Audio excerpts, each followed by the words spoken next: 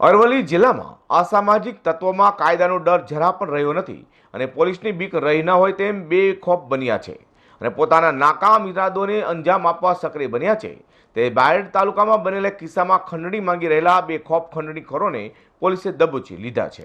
અરવલ્લી જિલ્લાના બાયડ વિસ્તારમાંથી ગાડી લઈને જઈ રહેલા જીગરભાઈ જયંતિભાઈ બારોટ પાસે ગત રાત્રિએ એક શખ્સે લિફ્ટ માંગી હતી। રાત્રિના સમય હોવાથી જીગરભાઈએ આ શખ્સ લિફ્ટ આપી હતી, પરંતુ બાયડથી થોડાક આગળ જઈ નદીના પુલ પાસે મારે ઉતરવું છે તેવું કહી ગાડી ઊભી રાખી હતી।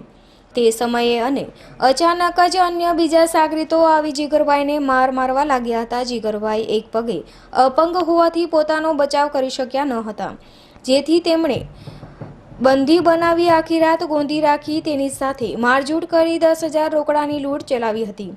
સાથે જ જીગરભાઈની કારને પણ આ લોકોએ નિશાન બનાવી તોડફોડ કરી હતી અને કારના ભૂક્કા બોલાવી નાખ્યા હતા અને વધુ રૂપિયા માટે આ શખ્સોએ જીગરભાઈ બારોટના ઘરે ફોન કરાવ્યો હતો, જેથી જીગરભાઈના સંબંધીએ સમગ્ર ઘટનાની જાણ બાયડ પોલીસને કરતા પોલીસે અલગ અલગ ટીમો બનાવી આ ખંડણીખોરોને ઝડપી પાડ્યા હતા તેમજ જીગરભાઈને સહી સલામત છોડાવવા ચક્રો ગતિમાન કર્યા હતા।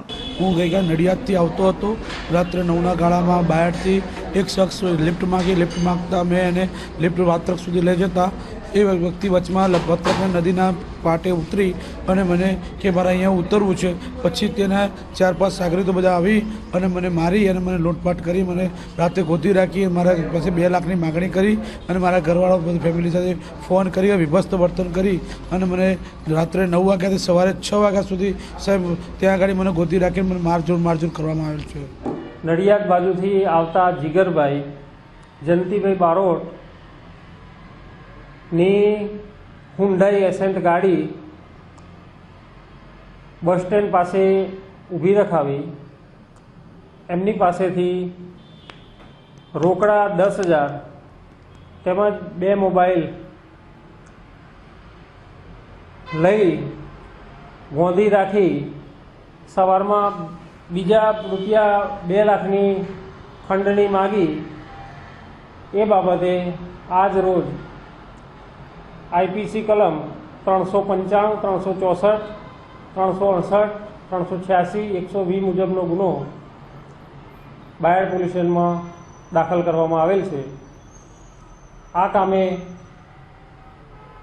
ખંડણીખોરોને પકડવા પોલીસની 3 ટીમો બનાવી ચોઈલા ગામ ખાતે બસ સ્ટેન્ડ આગળ આ કામના ફરિયાદીના બનેલી જગદીશભાઈ મફતભાઈ બારોટ નાઓને પૈસા લઈને આવેલા છીએ, તમે લેવા માટે આવી જાઓ, તે રીતે સવારના 9 વાગ્યાથી ચોઈલા બસ સ્ટેન્ડ ખાતે ટેપ ગોઠવવામાં આવેલી।